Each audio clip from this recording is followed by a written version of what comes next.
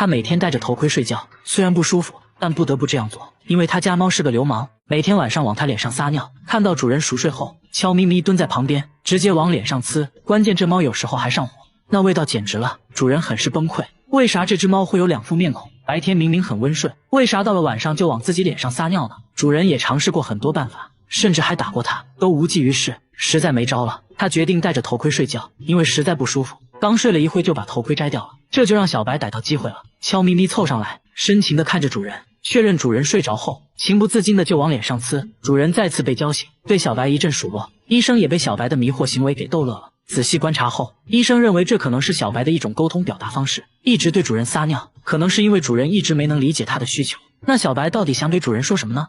医生观察后说，因为主人家里宠物众多，小白的生活空间被压缩得很小，而且它还是个社恐猫，所以经常会独自蜷缩在角落，一直撒尿是在表达自己对周围环境的不满意，但并没有引起主人的注意。但当他往主人脸上撒尿时，会立刻得到回应。他希望通过这种方式让主人理解自己。医生的建议是给小白单独做个新家，让他有个相对自由放松的生活环境。看得出来小白对新家非常满意。那现在他还会对主人撒尿吗？当天晚上等主人睡着后，小白又悄咪咪来到主人身边，但这次没有撒尿，深情地看着主人，好像在说，主人你终于懂我了。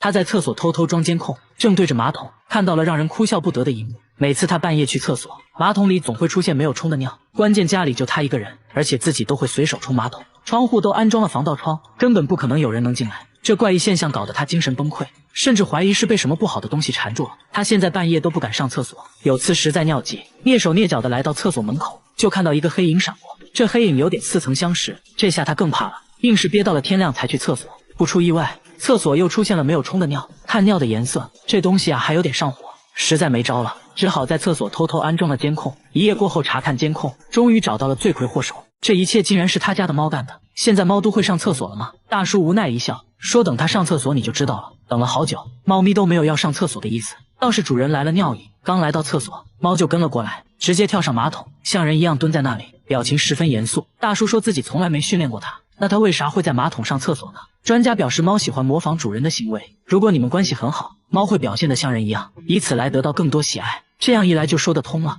小猫就是主人收养的流浪猫，之前主人上厕所，猫就会蹲在厕所里仔细观察，可能慢慢的就学会用马桶。大叔表示，如果他用完能冲一下就更好了。大爷每天买一瓶白醋却从来不吃，出门都要随身携带，跟他来到家里，就看到他把白醋和食用油都放在了厕所里，还没等大家反应过来，他就把洗洁精挤在毛巾上，开始全身涂抹。看得出来大爷是个狠人，这是把洗洁精当沐浴露用了，随后拿水一冲就算是洗完了，接着倒了点白醋，均匀涂在脸上，拍打拍打促进吸收，瞬间整个厕所都弥漫着一股难以言说的味道。最后他又开始往身上涂抹食用油，原来这就是大爷的护肤三部曲，13年来都是这样护肤的。接着他还偷偷告诉记者一个秘诀，那就是白天要用玉米油，晚上用花生油，这样保湿效果最好。你还别说，确实溜光水滑的，感觉现在就缺个烧烤炉了。看到摄像小哥有点心动，大爷极力推荐小哥试试，按照大爷的流程搞了一遍，看得出来他不是很开心。白醋对他来说不仅可以用来洗澡，还可以刷牙，说护龈效果棒棒的，口气都变得清新了呢。道理我都懂，但刷牙就应该用牙膏啊。大爷摆出一副没见过世面的样子，说牙膏有别的用途。啥用途呢？只见他往手上挤入半管薄荷味牙膏，接着就往头上抹，你别说泡沫还挺丰富。大爷说这样洗完能持续清爽好几天，工作时也要随身带着白醋，没事就拿出来抹一抹，看电视也不能闲着。连妻子都不能理解大爷的奇葩操作，直接把妻子熏走了。为了达到更好的保湿效果，他还会把食用油和醋倒在纸巾上，搞了个自制面膜。有一说一，大爷的皮肤看着确实挺细腻的，但这样护肤真的好吗？大家带他来医院，并没有检查出任何问题。由于大爷年龄大了，如果继续这样操作，皮肤可能会恶化。这种护肤方式好不好不知道，反正我感觉挺入味的。他们把面粉均匀撒在厨房地板上，接着又偷偷安装了摄像机，本想找到在厨房搞破坏的罪魁祸首，结果却拍到了让人头皮发麻的一幕。起因是好好的橡胶手套，只要在这家餐厅后厨放一晚，就会被撕得粉碎。怕大家不信，下班前店主又摆上了几双新手套，锁上了唯一的大门。第二天一大早就看到店主和员工聚集在了门口，店主说自己一个人不敢进厨房，等人聚齐后才敢开门。真有这么夸张吗？大家一起来到后厨，记者也被震撼到了。好好的手套变得破败不堪，碎片散落一地，像是被腐蚀了一样。你要说有小动物的话，那它肯定会破坏食物，不可能没事去咬手套。你要说是有人故意破坏的，那也不太成立。橡胶手套根本扯不动，即使用剪刀剪过的痕迹太不规则，也做不出这种粉碎的效果。那到底是怎么造成的呢？大家越猜店主越慌，最后大家想出一个办法，把面粉均匀撒在地板上，边边角角也不放过，又安装了摄像机，不管是人是鬼，这次一定能找到这个罪魁祸首。第二天大家一起来到后厨，不出意外手套又被撕成了碎片，关键地上干干净净，一个脚印也没有。这下大家更慌了，难不成真有那东西？大家赶紧查看录像，发现手套在没有任何外力的情况下，自己慢慢开始分解腐化，整个过程显得很自然，画面说不出的诡异，大家不由得后背发凉，赶紧寻求专家帮助。专家认为这是一种化学反应，橡胶手套是被氧化剂破坏的，这种氧化剂应该就是臭氧，许多厨房都在使用臭氧对食物进行消毒。白天排风扇会把臭氧抽到室外，但晚上排风扇不工作，臭氧就聚集在了厨房，随着浓度升高，橡胶手套就被氧化，从而老化断裂。为此，专家还做了个实验，密闭空间内，当橡胶手套接触到臭氧后，很快就被氧化掉了。专家说，只需要晚上也保持通风，把臭氧排到室外，就可以防止类似的事情再次发生。店主乖乖照做，晚上也打开了排风扇，果然第二天手套真就完好无损。省流，氧化反应。大妈来买香蕉，商贩却觉得她有病，只见她拿香蕉在裤子上蹭两下，直接带皮一起吃，这把商贩看得目瞪口呆，问她为啥要吃香蕉皮。他也不解释，觉得香蕉皮不过瘾，直接吃起了生板栗，看样子味道也不错，2口就能吃下一个。卖了这么多年水果，商贩哪见过这个，直接送给他了一些。回家后他就把带皮的水果挨个洗干净，猕猴桃带皮吃，这个我还能接受，橘子他也带皮吃，哈密瓜也是，但更夸张的是连鸡蛋都带壳吃，这我就接受不了了。闺蜜都很担心她，叫她来吃顿好的改善一下，没想到放着一桌子美食不吃，大妈却吃起了闺蜜吃剩的蟹壳，边吃还边嫌弃，说螃蟹还是生的好吃，吃的不过瘾。接着又把闺蜜吃剩的鱼骨头用苏子叶包起来，几口就吃了下去。不得不说大妈嘴是真硬，到目前为止带皮的东西没有什么是大妈不能吃的，那她到底为啥要吃皮呢？大妈舔了舔嘴唇说，真的很好吃又有营养，这样吃了10多年了，身体也确实很健康，也没有什么消化道问题，但医生还是建议大妈少吃，不然很可能会损伤肠道，一定要吃的话最好中午吃。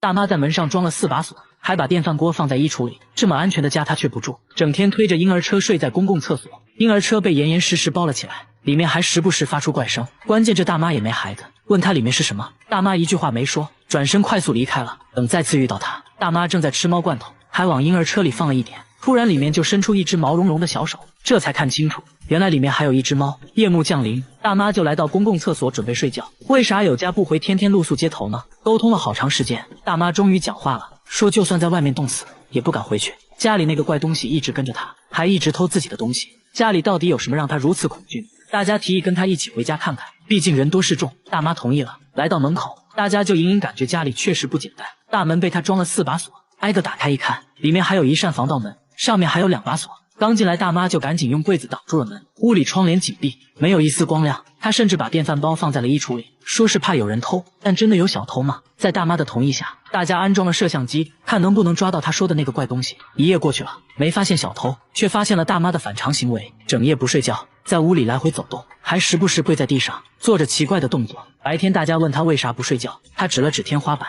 说那个怪东西就躲在天花板上，整夜嘲笑她。听到这里，大家就知道怎么回事了，8成又是心理问题。在当地相关机构的帮助下，大家说服她接受治疗。一番交流下来，医生说大妈患有精神分裂症和妄想症，会时不时出现幻听，应该是由于父母过世对她打击过大导致的，只要治疗得当，还是能好起来的。最后大妈也意识到了自己的问题，说会好好配合治疗，几个月后再见到她，精神面貌已远超过去，成为了一个正常人。大叔染上怪癖，每天包里装着一瓶醋和一把铁锤，一到晚上就偷偷行动。零下10度的天气，他却赤裸着上身，从包里掏出铁锤，大喊一声，直接朝肚子上重重砸去。就这么一直敲了几分钟，直到肚子变红才停下。大叔还觉得不过瘾，还让小哥拿铁锤敲一敲，这可是货真价实的铁锤啊！问他为啥要伤害自己，大叔却轻蔑一笑，接着从包里掏出了一瓶醋，倒上满满一杯，一饮而尽。真的是奇怪，跟他来到家里，他从冰箱拿出2个冰冻的苹果招待大家，把苹果放地上，徒手就给劈开了，说这样比较好吃。虽然大叔看着一身的暴力，但其实是个钢琴老师，满手老茧却弹了一手好琴，看着完全就是2个人。为什么会有这么奇葩的组合呢？这时大叔说出了自己的故事，他从小患有小儿麻痹，即使做过2次手术也没能恢复，从小被朋友孤立，这让他很自卑。直到有一次在小伙伴面前单手劈断了一个木棍，小伙伴都惊呆了，这让他找回了自信，于是就开始刻意训练自己的力量，开启了这种独特的运动方式，而且医院也去过了，内脏啥的确实没问题，这下可以安心的继续锻炼了。大家千万不要模仿哦，在这个村子睡觉必须要戴耳塞，否则凌晨就会醒来。还要在本子上记录着醒来的时间。他们都是被一个怪声吵醒的。每到凌晨，整个村子就会传来龙的叫声，这声音就好像要地震了一样，从凌晨一直持续到黎明，不戴耳塞根本无法睡觉。很多人受不了都搬走了。村长把录到的声音放给大家听，摄像小哥也吓了一跳，但奇怪的是，怎么都找不到声音来源。大家在村里走访，听到一个可疑的声音，走近一看，原来是台微型缝纫机，但音量非常小，根本不可能，而且附近也没有任何施工现场。一时间，关于这声音的说法越来越多，越说越离谱。有人就说肯定是之前开山采石惊动了龙脉。为了让村民安心，大家决定今晚一定要找出罪魁祸首，在村里多个角落安装了声呐设备。来到凌晨，这怪声准时响起，检测到的声音都指向了一个小巷子。走近一看，这巷子里就只有一个锅炉，难道这龙叫声就是他发出来的？把声呐设备对着锅炉，果然是他没错了。大家都觉得很奇怪，锅炉为啥会发出这种声音？售后人员排查了半天，终于找到了问题所在，原来是里面一个电磁阀损坏了，滑动时就产生了这种不寻常的声音。维修好了锅炉，果然这天夜里怪声就消失了，村民终于可以丢掉耳塞睡个好觉了。这是一种比鲱鱼罐头还要臭的食物，一般人闻一下就会吐，他们却爱到不行，平时都舍不得吃，只有招待客人的时候才会拿出来。小姐姐尝了一口，反应非常真实，这种食物就是蓝纹奶酪。这家意大利工厂仍然使用古法制作，能动手的尽量手动完成。每天早上农场会送来新鲜牛奶，一开始就要把凝乳酶和霉菌加入牛奶中，大约20分钟内牛奶就会变成凝乳，看起来像一个巨大的豆腐脑。工人用特制的工具把它分割成小块，把切好的小块装进圆形模具中，每个桶都有编号，这相当于他的身份证。接着把模具放置在温暖潮湿的环境中，每天都要来回翻转4次，来帮助凝乳沉淀。静止1夜后，奶酪成型开始腌制，机器会在奶酪表面均匀撒上一层盐，随后再次送入储藏室。储藏室里温暖潮湿，这有利于奶酪中霉菌活动。质检员会随机检查发酵情况，一般经过3天左右，就需要把它们转移到冷藏室。在这里，每一块奶酪都要被扎上摆针，这是为了让氧气进入奶酪内部，使其长出标志性的蓝色纹理。时间是制作这道美食的关键。根据口感的不同，奶酪要在冷藏室待上2到3个月，直到表面发霉变臭。质检员把洛阳铲插入奶酪，轻轻转动就可以把内部的奶酪带出来。通过气味和口感来判断奶酪是否发酵完成。2个月的蓝纹奶酪还比较柔软，味道类似3天没洗的臭袜子，一般人都比较容易接受。放置3个月的奶酪就已经变得很硬了，内部的蓝色纹理清晰可见，味道也臭得很正宗。记者忍不住尝了一口，成熟的蓝纹奶酪是高档餐厅必不可少的美食，吃面的时候来上一点，臭烘的得劲。这个公寓的住户凌晨4点必须起床，然后捂着耳朵站在墙角，也并不是他们想起床，而是被一个怪声吵醒的。每到凌晨4点，整个公寓就会传来敲门声，有时声音又像小孩在楼顶玩玻璃球的声音。物业也试图找到声音来源，关闭了所有能产生噪音的设备，但声音仍然存在，现在反而变本加厉，什么奇怪的声音都会出现。公寓住户都被搞得精神崩溃，这个大妈就受不了了，长期折磨让她患上了神经衰弱，现在只能在外面租房住。大家偷偷安装了监控，想看看到底有多夸张。一到凌晨4点，震耳欲聋的声音把摄像小哥都吓一跳，噪音高达90分贝。要知道地铁站的噪音才81分贝而已。大家发现用铁锤敲打瓷砖的声音和这怪声很像，怀疑是有人故意这样做的。到底是什么人会一直制造这种声音呢？犯罪心理学家表示，半夜发出这种声音能影响人们的生活，这可以让他内心得到莫大的满足。这种人就是心理变态。大家决定找到这个罪魁祸首，准备了10多台监控，蹲守在大楼各个角落。结果几天下来，这怪声突然神秘消失了。大家猜测，这个制造噪音的人已经害怕了，其实没必要再调查了。1个月后，节目组回访，物业表示自从节目组开始调查后，声音就没再出现过。这下大家都能安心睡觉了。大叔回家第一件事就是拔掉所有电器插头，接着用黑色胶带把信号灯遮起来，说这么做是为了保命。家里没有一盏灯，冰箱成了摆设，电视还被他故意砸坏了。家里唯一能用的就是电脑，用电脑前必须全副武装，戴上墨镜和特制的沥青面罩，上网时间不能超过3分钟，不然身体就会疼痛难忍。大家都非常不理解，但更奇葩的还在后面。大叔出门要戴上用沥青制作的面罩和帽子，甚至连衣服都用沥青涂抹了一遍，这已经够夸张的了。没想到大叔里面还穿了一件沥青盔甲，把大家看得目瞪口呆。说话间他突然紧张起来，指了指远处的汽车，迅速戴上了面罩和帽子，匆匆回了家。他究竟在躲避着什么？大叔解释说自己能感受到电磁波，刚才就感受到了汽车 LED 大灯发出的电磁波，微弱的电磁波就会对自己造成伤害。每当暴露在阳光下，全身就好像被针刺一样。一身沥青装备就是用来屏蔽辐射的。大叔也去过很多医院，都没检查出任何身体上的问题，但电磁波带来的疼痛是真实存在的。你就说怪不怪吧。大叔认为病因来自之前住的房子，都是因为房顶上的手机基站导致的。大叔壮着胆子走了进去，看了一眼就连连后退，说这里的辐射很严重，只要一靠近，心脏就会剧烈疼痛。可奇怪的是，周围邻居并没有感受到电磁波的伤害，就连记者也没感受到。大家拿专业仪器一测，辐射量远低于安全标准，也就是说，这微弱的电磁波并不会对人体产生伤害。既然大叔说能感受到电磁波，那直接给他做个测试好了。给大叔戴上眼罩和耳塞，让他根据自己的感觉判断电脑的开关机状态。一共做了7次实验，大叔猜错了5次，可以肯定他并不能感应到微弱的电磁波，所以大叔很有可能是心理问题。治疗心理问题第一步就是要勇敢面对。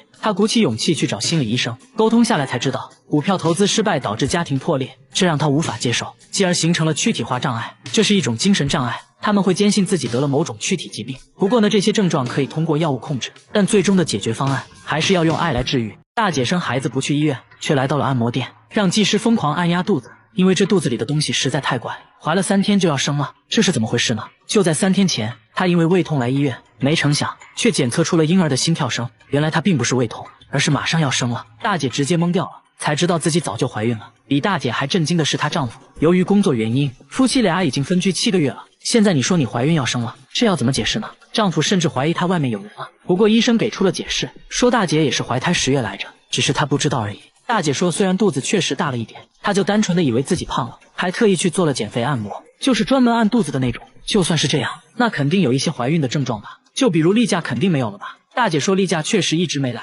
但自己这方面一直不规律，所以也没在意。不得不说，大姐心是真大。后知后觉的大姐非常自责，只希望孩子能平平安安的。不过意外还是出现了，生产过程中脐带缠住了宝宝的脖子，情况十分危急。好在经过几个小时的手术，最终大姐顺利生产。孩子有个这样的妈，能活下来还真是个奇迹。大叔把西瓜供了起来，每天还要给西瓜烧香磕头，甚至还带他去做了 CT。据大叔说，这西瓜成精了，当时买的时候好好的，瓜农也说这瓜保熟，没想到仅仅过了1个晚上，它就长出了嫩芽，生长速度肉眼可见。西瓜表面没有任何腐烂的迹象，嫩芽是硬生生从里面顶出来的。自从西瓜发芽后，他家里还发生了很多神奇的事，感觉身体都变年轻了，认为这些都是西瓜带来的好运。这下好了，大叔更不敢吃了，直接供了起来，每天还要给西瓜磕头。这事很快就在村里传开了，就连种了一辈子西瓜的大爷都是第一次听说这种事，村民议论纷纷，有人就认为西瓜一定是被高人加持过，成精了。为了搞清楚怎么回事，节目组带西瓜来到医院，准备给他照 CT， 反复照了几次，医生说从片子上可以明显看到西瓜内部已经腐烂了，和正常西瓜对比下，这一片黑黑的就是腐烂部位，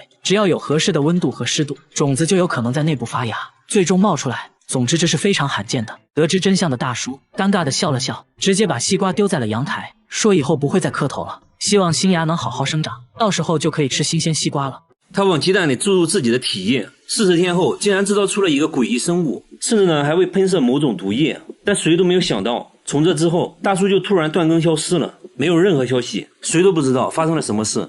大叔呢是一名俄罗斯炼金术士，实验开始，先找来了1颗未受精的鸡蛋，然后呢把自己的体液注射到了鸡蛋里，用胶带密封后放进了塑料盒，接着套上帽子用来保温，期间避免光照。40天后，大叔打开盖子，一股恶臭袭来，打开鸡蛋后，里面赫然出现一个黑不溜秋的东西。就在这时，这东西突然动了起来，朝大叔喷射了某种液体，手臂都被灼伤了。大叔吓坏了，一书本就给拍死了。看着血肉模糊的一滩，大叔怀疑制造出了一个异形，但是呢他并不放弃，决定继续实验，一次性做了5组进行对比。他穿上防护服，逐个打开，结果呢所有鸡蛋除了腐败以外，没有出现任何生命体。他也不知道哪个环节出了问题。之后的一段时间，他又做了很多实验，终于出现了一个看起来很完美的生命体。他把这东西放在水里饲养，头部还长出了一个类似触角的东西。几天后可以看到这东西变大了很多，敲击玻璃还会做出反应，甚至呢开始吃肉。肉丁刚放进去就被他吸进了体内。更奇葩的是，在给他喂食的时候竟然有触电的感觉，用万用表一测，果然有电。于是呢大叔给他取名皮卡丘。为了对比观察，大叔又制作出了另一个不同形态的生命体。这个生命体呢没有嘴巴，完全靠皮肤吸收营养，体型类似海星，于是给它取名海星。经过几天的喂养，海星竟然长出了眼睛，眼球还会转动。大叔决定把皮卡丘和海星放在一个容器里，看会发生什么。刚开始呢他们只是静静的待着，互不干扰，但接下来神奇的事情发生了。皮卡丘的头部和海星的身体融合在了一起，而且呢皮卡丘也开始放电，他怀疑这是皮卡丘在攻击海星，但过了一天，他们还是这个状态，海星呢也没有死掉。大叔认为他们并不是互相攻击，更像是在配对。又过去了几天，两个生命体已经完全融合到了一起，变成了一个全新的形态，甚至呢还长出了耳朵，触碰一下，这东西瞬间会做出反应。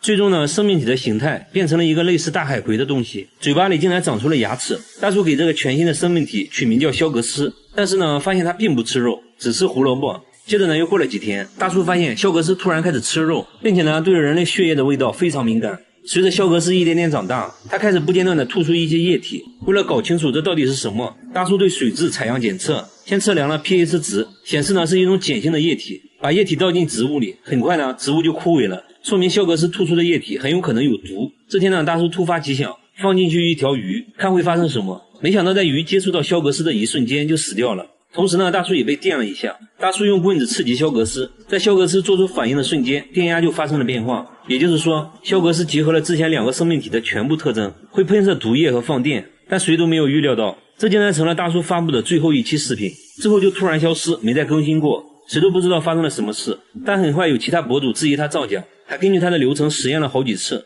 鸡蛋除了逐渐腐烂以外，并没有产生任何生命体。他认为人类 DNA 不可能和鸡的 DNA 融合，这种方法是不可能创造出生命的。你认为大叔制作出来的生命体是真的吗？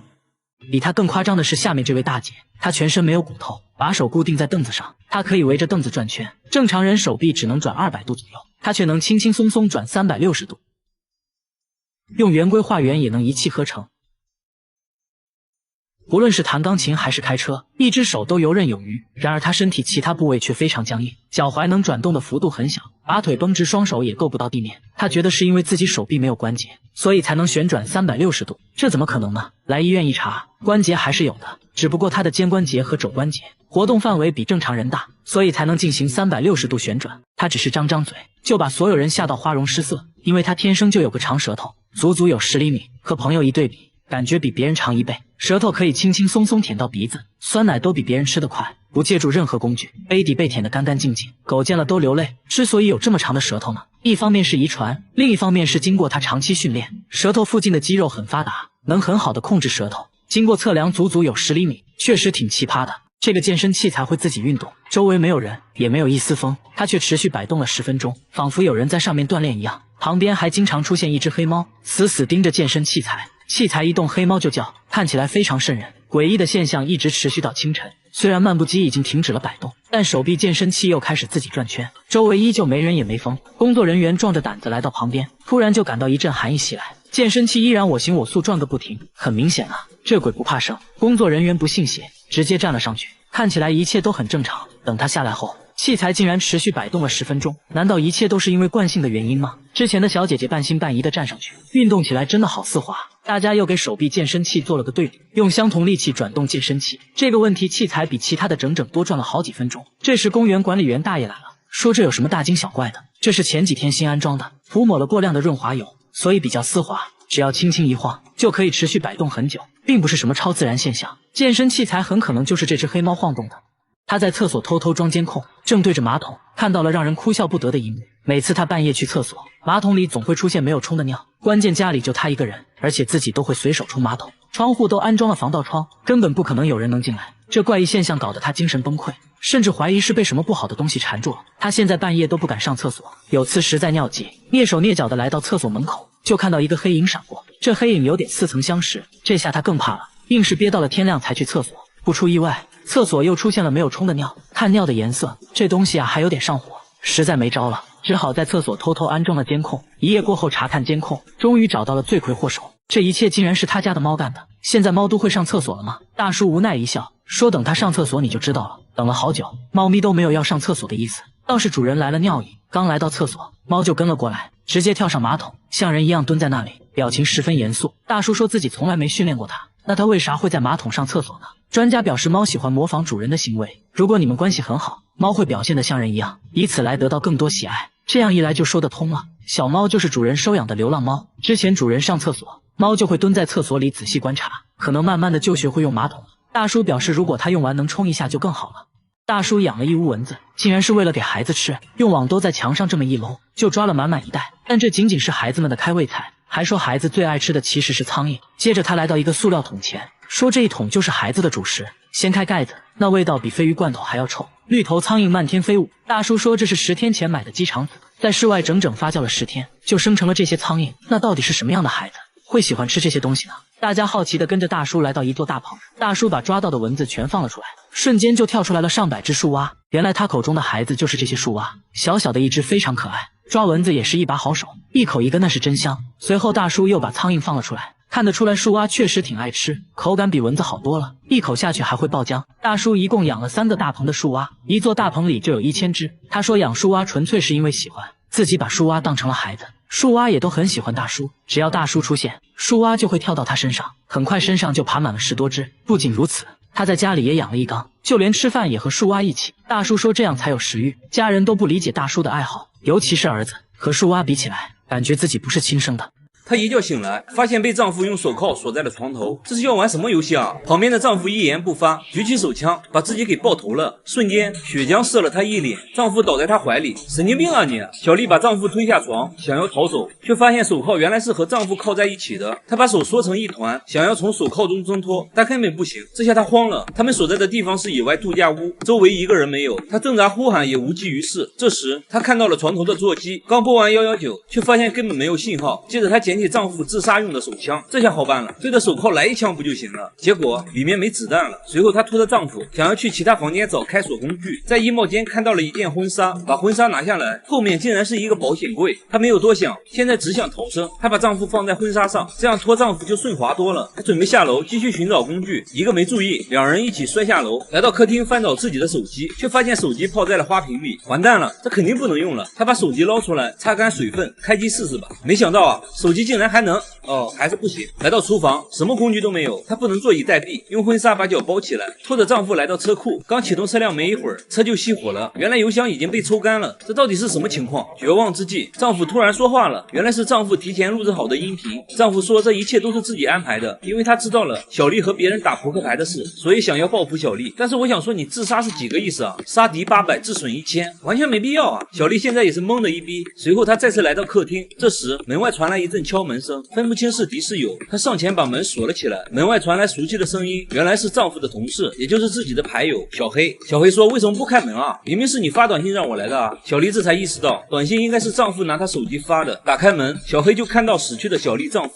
小丽把今天发生的事都告诉了小黑。小黑突然想起来，昨天她丈夫被指控涉嫌犯罪，这意味着她丈夫很有可能要进监狱了。瞬间，一切真相大白，她丈夫不想活了，于是准备拉他俩垫背，自杀后嫁祸给他俩。他们现在要做的就是赶紧报警。就在这时，不远处来了一辆车，小黑让小丽锁上门，自己出去看一下什么情况。车上下来2个男人，自称水管修理工，趁小黑不注意，直接一刀解决了小黑。原来这2人也是丈夫安排来杀掉小丽和小黑的。2个杀手开始寻找小丽，小丽躲在墙后不敢出声。趁他们不注意，小丽拖着丈夫从后门溜了出来，来到仓库找到一把钝器，就开始砸手铐，不小心就砸掉了丈夫的手指。这时杀手小弟看到了地上的血迹，循着血迹也来到了仓库。开门的瞬间，小丽躲在了帆布下面，但是丈夫还是被小弟看到。看着血肉模糊的丈夫，小弟也被吓到了，喊来了杀手老大。老大掏出匕首掀开帆布，却没有看到小丽。原来刚才小丽已经把丈夫的手从手铐中抽了出来。这时老大的手电筒掉在地上，正好照到了快艇底下的小丽。不过还好，老大捡起手电筒直接就离开了。小丽松了一口气，她找到了快艇上的一桶汽油，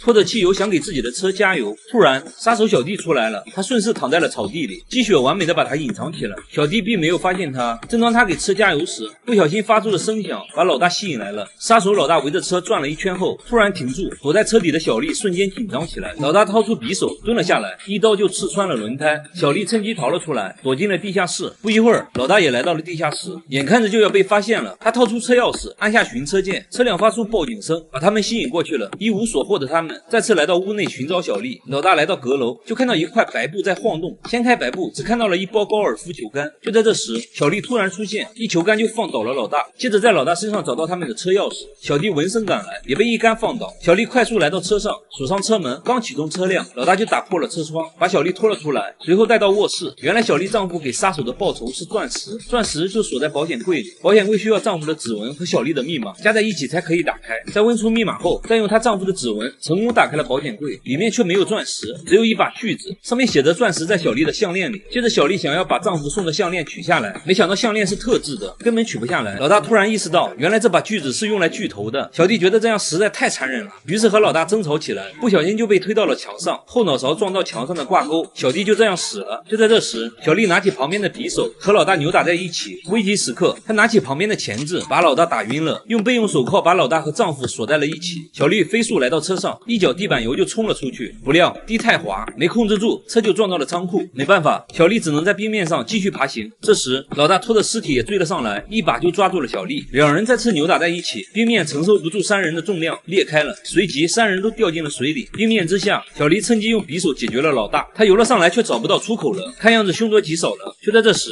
一把匕首刺穿冰面，紧接着小丽破冰而出，她成功实现自救。夏日炎炎，看这部电影真心凉快。我是岳贝，下期见。他跟着缉毒犬来到房子前，打开门就看到了屋里藏满了毒品，足足有 1.5吨。他作为缉毒队里的一名翻译，没什么好说的，当即就决定私吞，戴上手套就开始往车上搬运毒品。无奈车太小，装满后备箱后只能先拉一趟回家，把毒品藏到公寓地下室。紧接着又开来一辆50红光，把剩下的毒品装上车溜了。路上还遇到了前来取毒品的大毒枭，还好没被发现。看着地下室满满的毒品，他现在要做的就是赶紧把毒品卖出去。第一步，先去超市买了点钞机和变声手机。第二步，利用在警局监听毒贩的便利条件，顺利找到了急着买货的毒贩大胖。第三步，网上买了头巾，一番乔装打扮，心花怒放，狗子见了都说旺。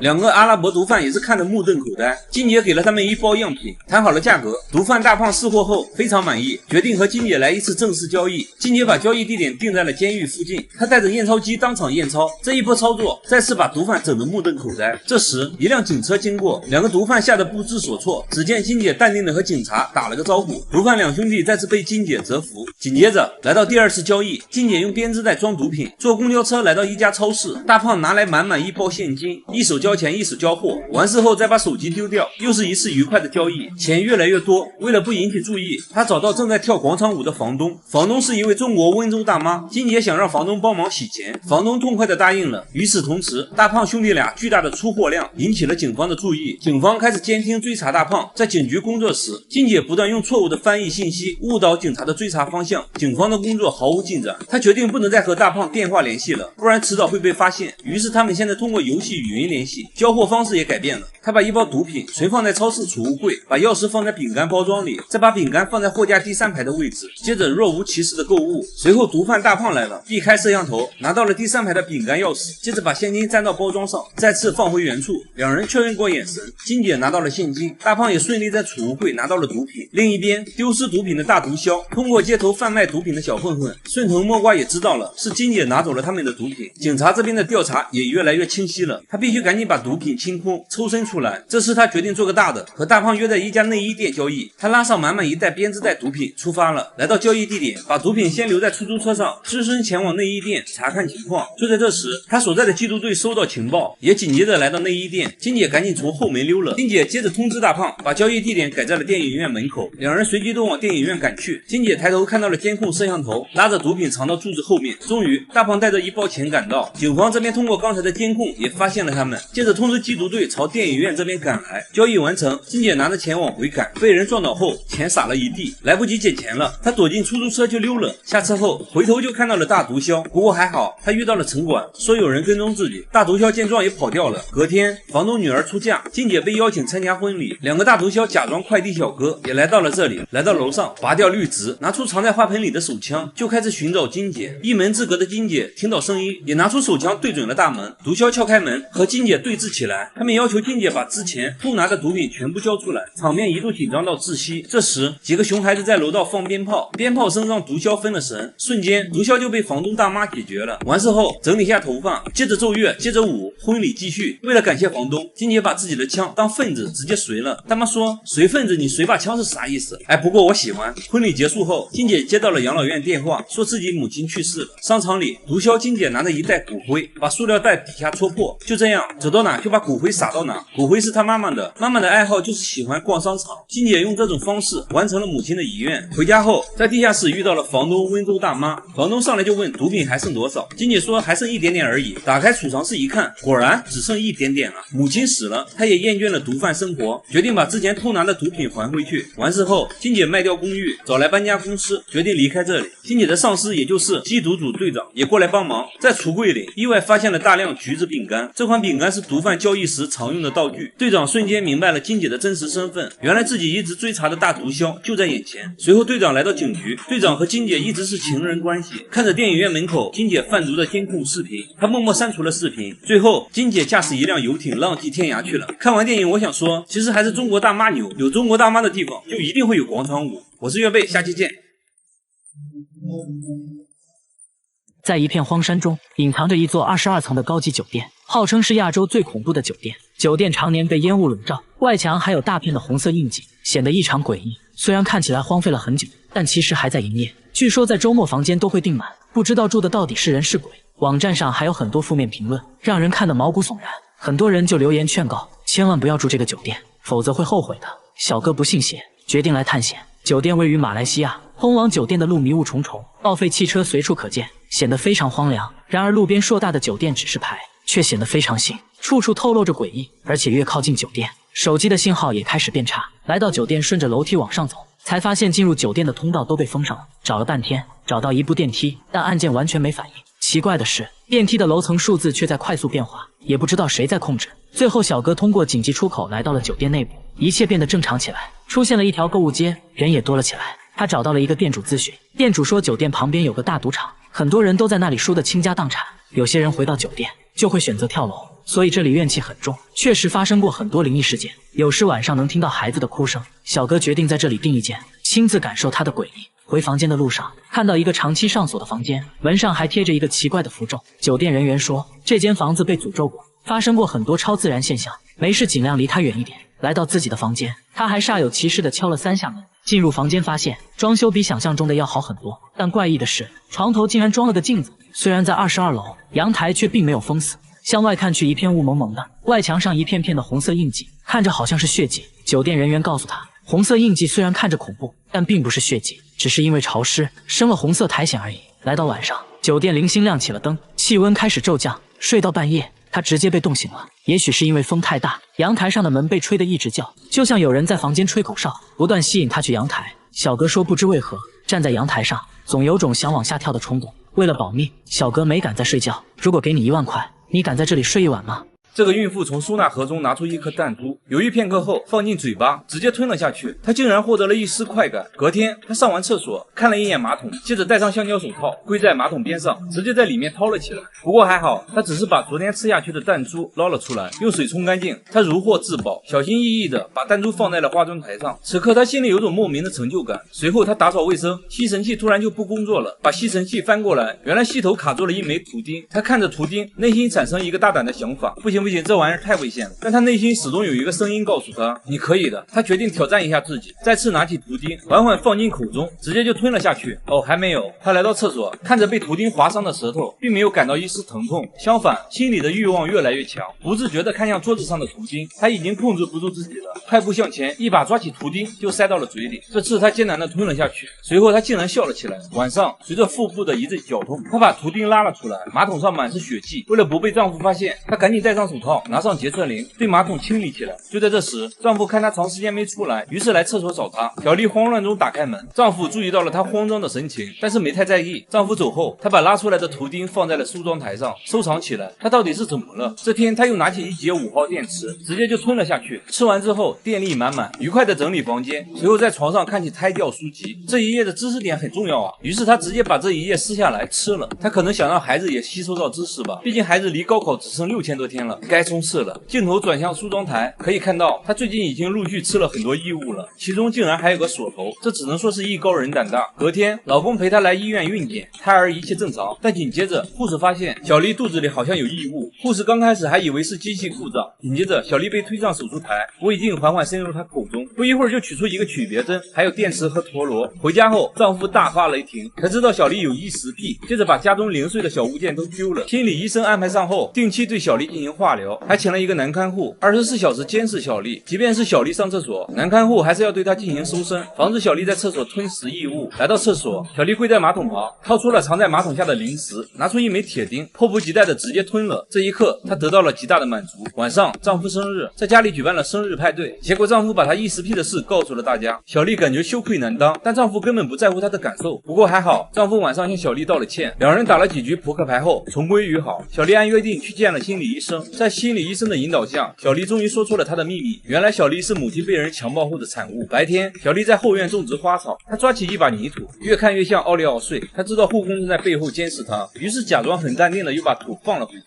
在她上楼准备洗漱时，却意外听到心理医生把自己的所有秘密都告诉了丈夫。小丽瞬间崩溃了，她变得异常焦虑，她爬到床底，想要获得一丝安全感。这一幕被护工看到，护工也钻进床底陪着小丽。半夜，小丽醒了过来，翻箱倒柜找到一把螺丝刀，这也太夸张了吧！但她已经忍不住了，放进嘴里吞了下去。她痛苦地倒在地上，被护工发现时，小丽已经奄奄一息。接着被送进了医院，螺丝刀被取了出来。出院后，家人决定把小丽送进精神病医院。在家人的逼迫下，小丽签了字，同意入院。临出发时，小丽谎称手机充电器忘拿了。回到房间后，她想要逃走，护工也不忍心看她进医院，决定帮她一把。从后门放走小丽后，紧接着护工来到厕所，打开厕所窗户，拧开水龙头，先反锁厕所门，再把门带上，营造成小丽自己从厕所逃跑的假象。丈夫见小丽迟迟没有出来，撞开厕所门就发现窗户开着，才知道小丽逃走了。逃出去的小丽拦了一辆车，来到一家宾馆，她顺手在路边还抓了2把土，装进了口袋。现在已经没人可以管自己了，她决定吃个痛快，边看电视边吃土，